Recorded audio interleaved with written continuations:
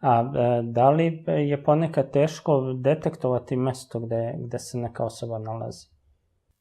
Pa mogu da opišem, ne mogu ja da kažem Aleksandrovac ili Valjevo ili, razumete, ali mogu da opišem mesto, ono što vidim.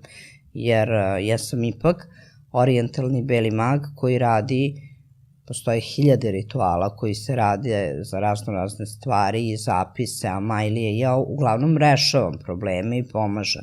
a niko nije vidovit 100% da ti sad kaže ime ili mesto, bar ja nisam 100%, znači ja sam orijentalni beli mag, kome je zabranjeno da proriče sudbinu, jer sam ja pitana šta hoću da pomognem ljudima ili da samo vidim. Ja sam normalno izabrala da pomažem, tako da ja ozbiljno pomažem ljudima, znači nije samo ono da sam